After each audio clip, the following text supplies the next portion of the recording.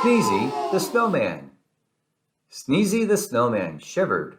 Brr, it's cold out here, that's for sure. I need a drink to warm me up. So he drank cocoa from a cup. He said with a smile, I like this a lot. And then, right there, believe it or not, he melted from drinking something too hot. The children cried out, what should we do? A voice from the puddle said, make me brand new. They rebuilt Sneezy as snowflakes flew. A cold winter wind swirled and blew. The snowman sneezed a gigantic achoo. I'm sneezing and freezing and shivering too. A little girl said, then let's share. I have something you can wear. Here's my hat to put on your head. You look awesome, the children said. The snowman blinked his coal black eyes. The stocking cap was a nice surprise. But Sneezy, the snowman, shivered. Brr, it's cold out here, that's for sure. I am freezing every minute. I'll find a hot tub and sit right in it. He found one and smiled. I like this a lot. And then, right there, believe it or not, he melted from sitting in water too hot. The children cried out, what should we do? A voice from the hot tub said, make me brand new. They rebuilt Sneezy as snowflakes flew. A cold winter wind swirled and blew. The snowman sneezed a gigantic achoo. I'm sneezing and freezing and shivering too. A little boy said, then let's share. I have something you can wear. Here's my scarf that's red and blue. I think it would look great on you. The snowman blinked his coal black eyes. The colorful scarf was a nice surprise. It went very well with the long pink hat. The children all said, how about that? But Sneezy the snowman shivered. Brr, it's cold out here, that's for sure. I need to feel some warmth on me. There's a campfire by that tree. He said with a smile, I like this a lot. And then, right there, believe it or not, he melted from standing beside something hot. The children cried out, what should we do? A voice from the puddle said, make me brand new. They rebuilt Sneezy as snowflakes flew. A cold winter wind swirled and blew.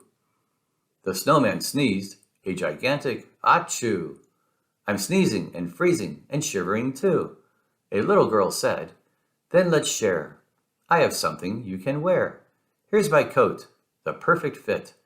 I know that you'll look great in it. The snowman blinked his coal black eyes.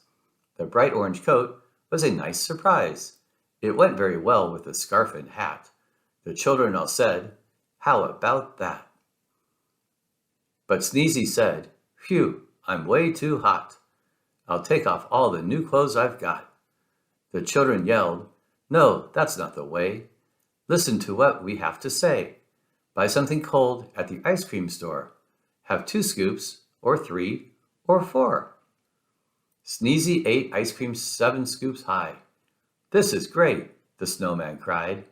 I'm not too cold, and I'm not too hot, and I'm wearing clothes I like a lot. Then after eating every bite, he said, at last, I feel just right. The end. Hi kids, today we are reading The Littlest Elf. Oliver was an elf. He lived with his family in the North Pole. There were many elves in Santa's village, but Oliver was the littlest one. It was Christmas time, and Oliver was excited. This year, he would discover his special job at one of Santa's workshops. He just needed to visit each shop to see which one was the right fit. At the toy workshop, where his mom worked, Oliver tried to make cuddly teddy bears, but he got lost in the huge stuffing pile. Oliver, an elf asked. Oliver's mom said, I think you're too little for the toy workshop.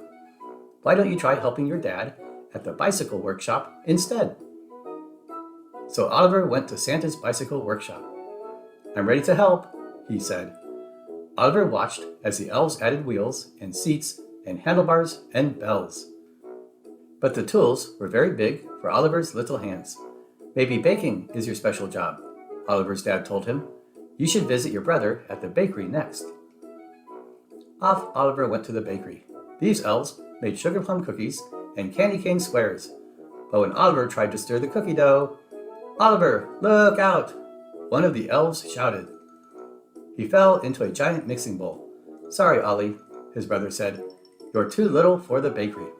Maybe your special job is at the bookmaker's shop." Oliver arrived at the last of Santa's workshops, where his sister worked. The bookmakers there wrote amazing stories and drew wonderful pictures. "Can I help?" Oliver asked. "Of course," the elves replied. But the ink pot was kind of tough to reach, and the stack of paper was very tall. "Oh, Ollie," his sister cried. Bookmaking was harder and messier than it looked. Oliver wandered through the North Pole. He was sad. Oliver knew there had to be one special job he could do, even if he was little. Then he heard the sound of hooves clattering at the stables. Inside, a herd of reindeer had gathered to meet Dot, the new reindeer. She was little, just like Oliver. Dot was very excited to help fly Santa's sleigh. She practiced for the big night by jumping and hopping and leaping, but she could not fly. The reindeer's mama gave her a gentle kiss. Dot was still too little. Dot looked very sad. Oliver wanted to cheer her up. He dug in his pockets to find a treat for Dot, but instead he found little trinkets from each workshop he had visited. Just then, he had an idea.